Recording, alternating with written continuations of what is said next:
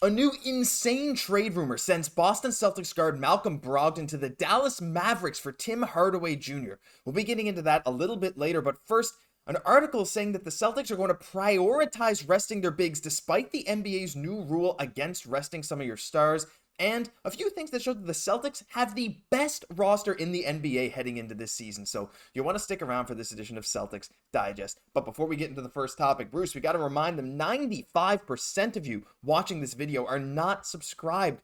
And if you're watching and you enjoy this content, hit the button now. We're going to have Boston Celtics news at least 5 times a week. And as we get into the season, much more than that. So if you wouldn't mind, hit the button. We'd really appreciate it. Bruce, let's dive into this.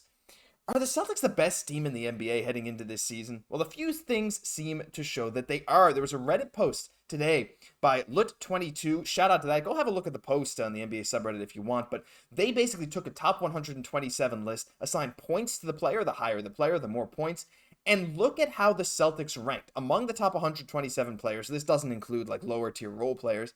The Celtics are almost 50 points better than the second highest rated team, the Golden State Warriors, and over 100 points better in this system than championship favorites heading into this year for a lot of betting lines, the Denver Nuggets. And not only that, Bruce, the Celtics also headlined the CBS Sports annual list of top 100 players, the only team with 6 players, that being Brown, Tatum, Porzingis, Derrick White, Robert Williams Jr., and I think I might have forgot someone, but still, the Celtics are dominating these lists.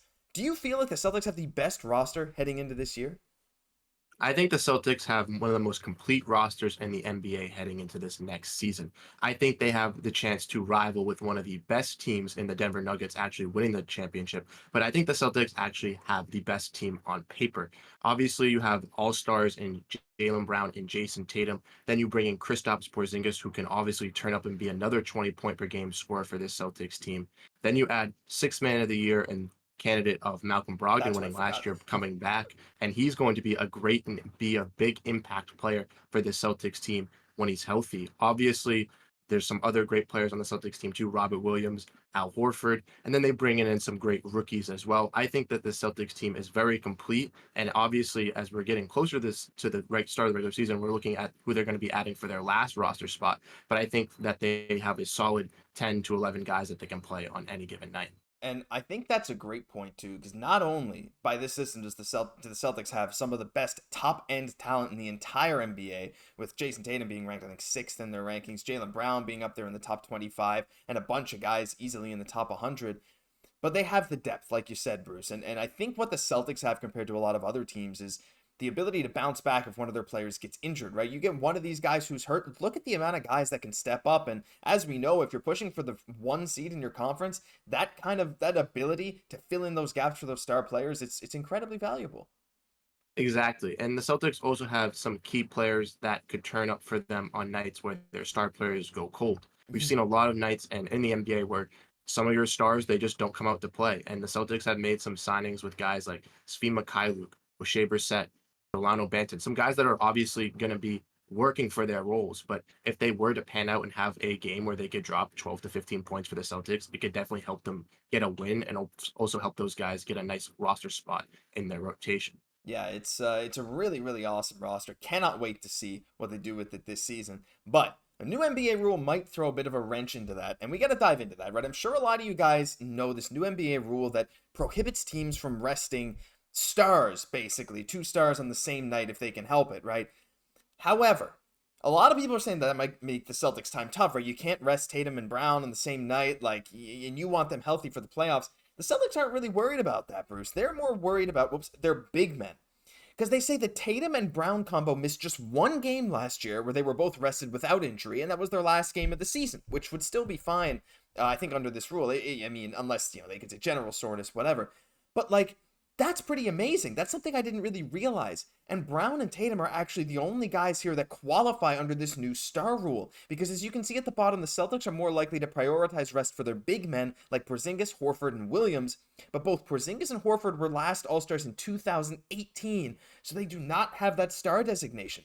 This is incredible news and something that kind of flies under the radar. Tatum and Brown, when healthy, play together every single night if possible.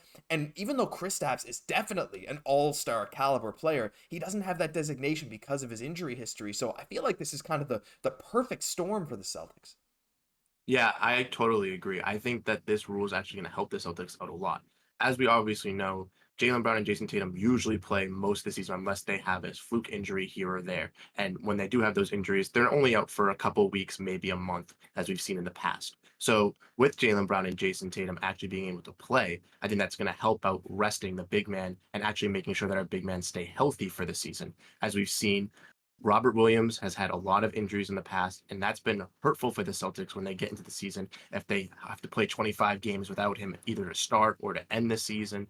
And now bringing Kristaps Porzingis in, we obviously need him to stay healthy as well. And if we lose one of those guys, I think that the Celtics could fear to lose a big hole in their center position as Al Horford's also getting older. We just brought in Jared Walsh, who's a young piece as a rookie, and then we don't really have a center after that to really fill the hole. So I think them by resting their centers and actually keeping them healthy throughout the whole season, even though it will hurt Jason Tatum and Jaylen Brown's like healthiness throughout the season, I think it will help the Celtics as a team as a whole for the whole season if they rest their big men. Yeah, 100% in agreement now. Again, we're still wondering who's going to fill that final roster spot. Some rumors about Griffin, some rumors he might retire. I've seen Nerlens Noel's name thrown out there. We saw McGee's name before he got signed. But I think you're right. I think being able to rest your big men without worrying about this rule is awesome. But I think another backup big could definitely help, especially if you have to rest Horford on back-to-back nights and if Kristaps goes down, because definitely not the most healthy front court in the NBA, but hopefully they can figure out a way to manage through it.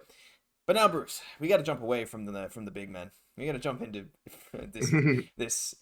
Okay, this is just insane. Okay, so this Malcolm Brogdon mock trade sends the Celtics guard to the Dallas Mavericks.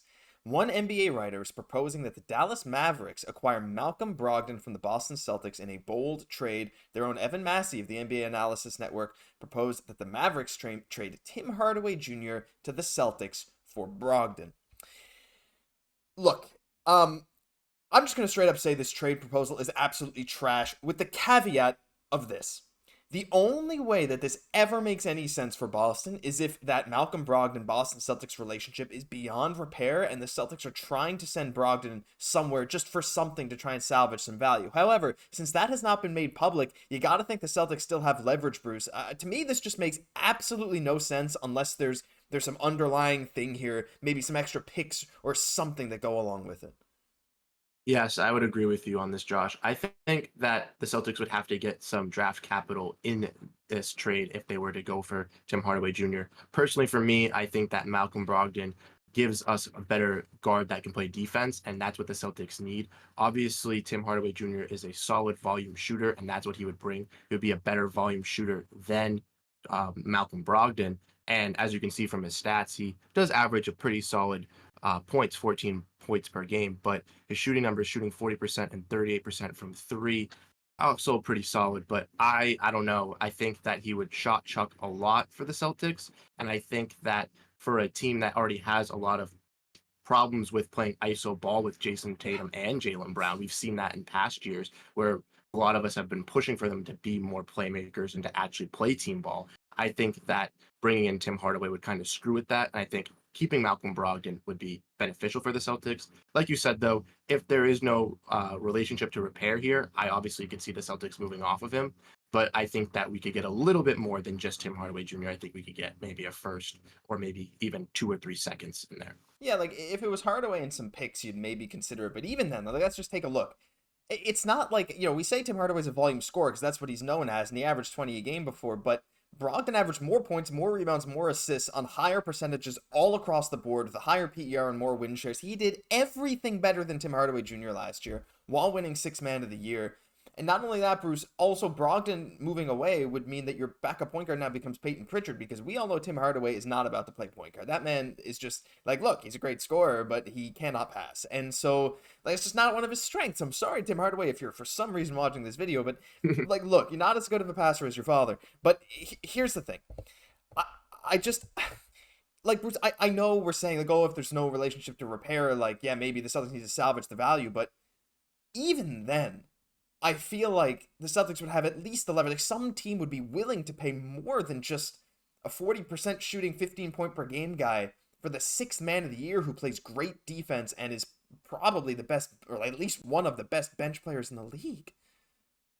I would agree with that as well. I think that since he's the sixth man of the year, he should have a little bit more incentive for teams to want to trade for him. I just think with his injury history in the past, True. and obviously with the fact that he this year has a kind of rocky relationship with the Celtics as of now because they kind of did try to get rid of him. A lot of teams probably feel like that the Celtics don't have the most leverage and that they're trying to push him out. So maybe Tim Hardaway Jr. is like one of the names that just getting thrown around like, oh, we'll just give you Tim Hardaway Jr. if you want to pass up on Malcolm Brogdon, like just to like kind of like burn the bridge. But I think the Celtics ultimately will kind of keep Brogdon to try to repair the relationship as he's obviously a big piece to this core of the team. But if the Celtics were to move off of him, I definitely think there'd be some better offers. Maybe the Clippers would re-enter the conversation again if they weren't able to get something done with James Harden. Maybe a team like the Sixers would also entertain the Mm. conversation if they were to move off of James Harden and maybe not get another guard in return. Maybe they would like to bring in Malcolm Brogdon to work with Tyrese Maxey. That could be a possibility as well, I think. Yeah, that actually sounds like a good backcourt, which is why I don't ever want that to happen, ever. I don't want Philadelphia to have anything nice. Sorry, Sixers Digest, but no, not happening. I don't, I'd rather Brogdon go to the Mavericks than the Sixers. Yeah. But yeah, regardless, like we said, it's kind of a ridiculous proposal, but one that we needed to entertain nonetheless, because the fact that this is even being proposed kind of starts to raise questions like, is there a possibility for a Brogdon trade still to happen? I don't think we want it. There's reports saying he'll be ready for training camp. I think he'll be a key piece for the Boston Celtics this year, especially heading into the playoffs. So I wouldn't want to trade him anyway, and for that return, there is not a chance. But that'll do it for this edition of Celtics Digest. If you enjoyed, leave a like, comment, subscribe to the channel. We're heading our way towards 1,000 subs. We'd really appreciate if you could hit that button to show your support. I'm Josh Gosse for my co-host Bruce Veliz. We'll catch you in the next one.